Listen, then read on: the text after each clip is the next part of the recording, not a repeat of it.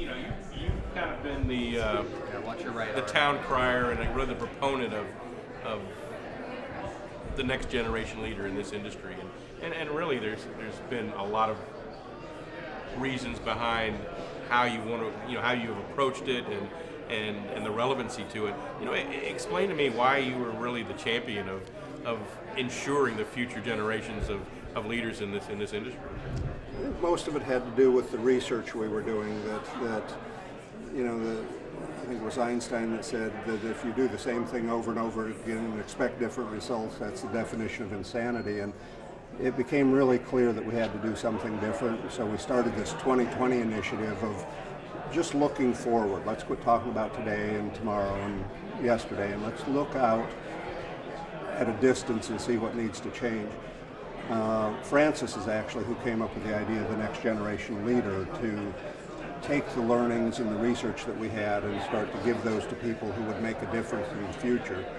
And then that really led into the partnerships with the universities and the teaching, and how can we start to put that material in their hands in some kind of manner that it's going to affect future generations, not just the next generation. So it just kind of grew, really. It's evolved into what I think is a pretty well integrated plan to reach a lot of people and really impact the industry.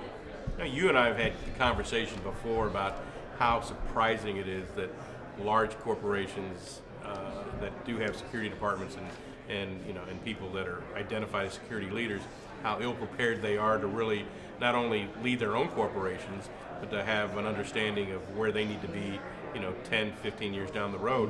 Now, why is that? Why has that been an issue, and what are you doing to address that? Well, I think there's really two things that it's kind of the confluence of the perfect storm. So on one hand, you have business leaders there's no place in the United States teaching business leaders about security risk. So they're getting their education about security on television and movies, and so their expectations drive a lot of people's responses. So sometimes you get in a situation where, in spite of what you know you need to do, you're responding to a management group that really has a lot of misunderstandings about it. The other is that we've really not had a good leadership preparation program for those security leaders. They come in from different professions.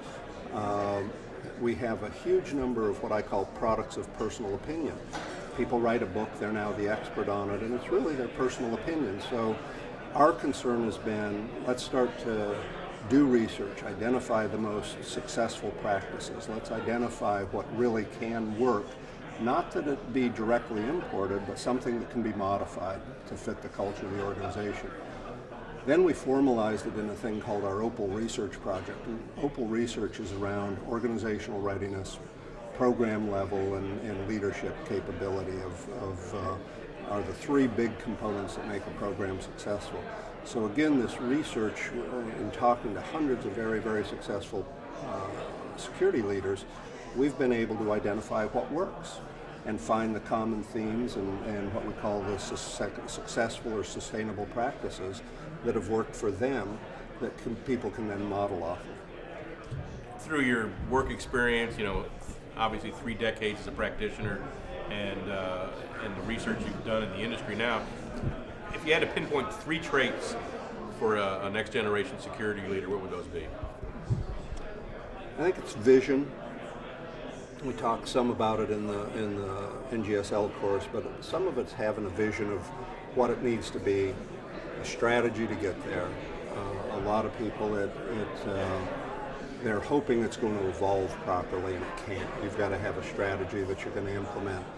And then I think the other is establishing common language with senior management. Now, measures and metrics and key result areas are a big part of that, but it's got to be in a language they understand, and we think the board level risk research we did provides that foundation. And then I think the other thing that's going to change, this is my prediction for the future, and one of our partners at the University of South Carolina, Darla Moore School, said this. He said, there's no doubt that security adds value.